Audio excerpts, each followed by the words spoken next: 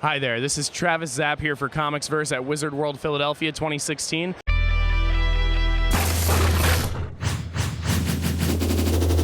I'm sitting here with Clinton T. Hobart, and he is quite the amazing artist with quite an awesome story to be told. So let's just dive right in. One thing that I want to ask about right off the bat is the sting operation that you were kind of stuck in the middle of a few years back. I read a little bit about that online. I wanted to get the story from you. Basically, what there's a town in China, and what they do is they look for images online, and then they take the images and then they put them on eBay, and then they have their people make a copy. And they were taking paintings of mine that were retailing for $500, and they took the image directly off of my website, put it on eBay with my signature in the actual painting, and then had it up for $49.95. You would buy that thinking you were getting my painting, and you were getting this really bad Chinese copy. I mean, so awful that there was actually glitter in the paint, which I had said on the news at one point. And they call it a sting operation because basically what they did is we ordered them. CBS News ordered them from this town through eBay, and then we had me on the news holding my original next to their copy. And that's basically what started the ball rolling of my entire career. So people say, what's it like getting ripped off by the Chinese? And I say, well, it's awful. It got me on the news. It got me into Disney. It got me into Wizard World. Oh, yeah. Copyright infringement, such a bad. So here I am, everyone of these things is freaking out about copyright infringement, and it made my career. So, I mean, you can't argue about bad exposure is still exposure, Yeah, and again, that started the ball roll. I mean, does it hurt? Yeah.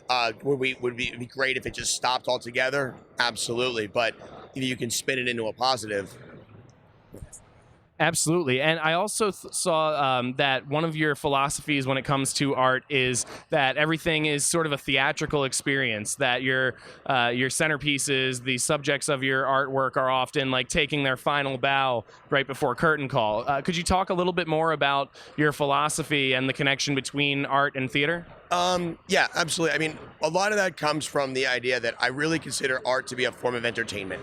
A painting is something that should make you happy for one reason or another. You either enjoy looking at it, or it says something to you, or it tells a story that you like, or maybe something as simple as it's a pretty girl or a pretty guy, and you want that painting hanging in your house. But that's a form of entertainment. Art, for a very long time, has been taking itself too seriously. And I think artists in general, not all of them, but a lot of them have a tendency to take themselves too seriously. Now, my background was before this animation and comics, and one of my favorite quotes is by Chuck Jones. He said, "Take your work, but never yourself seriously." And I always loved that. Now, mixing that with a love of old movies and a love of theater and not taking it seriously, I said, what if these still life objects, what if these apples were actually characters in the still life, like the Roadrunner and the Coyote and Bugs Bunny, where the Coyote will punch out, and that's it. And I said, the figs in this painting are punching out, they're taking a bow on stage, they're done with the show, and they're gonna go home. And that's sort of the philosophy I've had for everything I've ever painted, where there's literally a jester sort of smiling, out from the painting, and that's really me smiling out from each painting.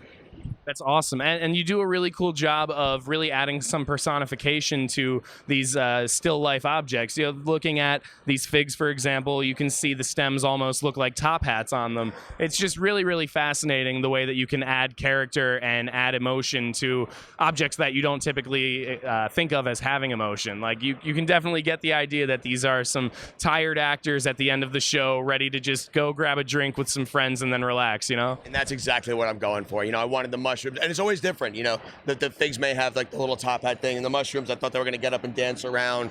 This one I put a ladder because I thought the objects might be wanting to just get out of the painting in general, just get up the ladder and out. I've had it with this painting, I'm done. And so there's always some sort of insane. I mean, we could say, I'm talking to my painting, so it's kind of crazy that I'm thinking of these in terms of living, breathing characters.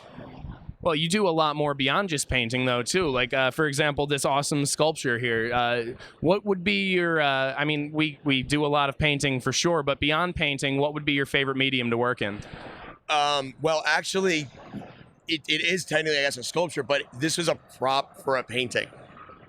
So what I do is all of these are actually still lifes. So like this candy house, for example, looks like this tower. I actually built the entire candy house out of like, things I got at Home Depot, and then I put the spotlights on that so that the lighting looks right.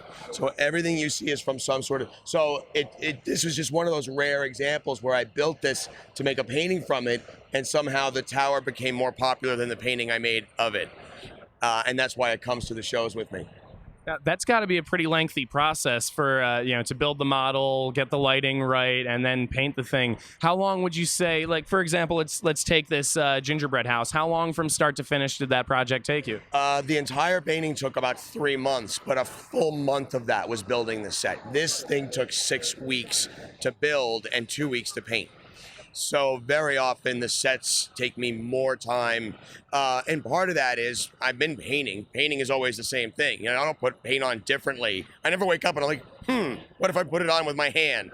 I use the brushes, but building things is always new. So there's more for me to figure out in building. Like, how do I make I live in Florida, so if I were to make this house out of real candy, I would have an insect problem almost immediately.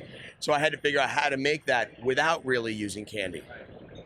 Now, you just said that you live in Florida, but you've also lived many places. You've been up in New York City. You've been all over the place. So do you find that the environment that you're living in has any influence on the art while you live there? 100%.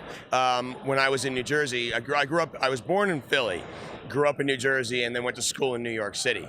The produce in the neighborhood that I grew up in, there's a Korean market, for example. There's Mediterranean markets. They get much different fruits and vegetables.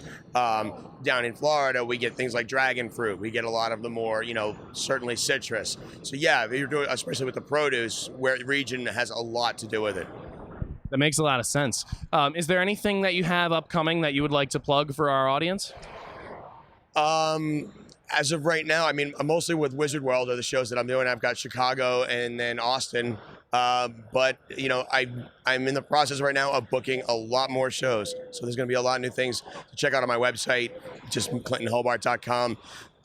But yeah, there's a lot of great things are happening. Awesome. Well, we'll make sure that we keep an eye out for that. As always, I want to remind everyone that you can check out this full interview and a lot of other interviews from Wizard World Philadelphia 2016 on comicsverse.com or on youtube.com/comicsverse.tv. You can also find us on Twitter at @comicsverse. We're on Tumblr. We're all over the place. You can find our podcasts on Spreaker, on SoundCloud, and on iTunes. So if you're looking for some high-quality conversation about comics, you know exactly where to look. Clinton, thank you again for your time. My pleasure. And enjoy the rest of the convention. Once again, I'm Travis, and you're watching ComicsVerse.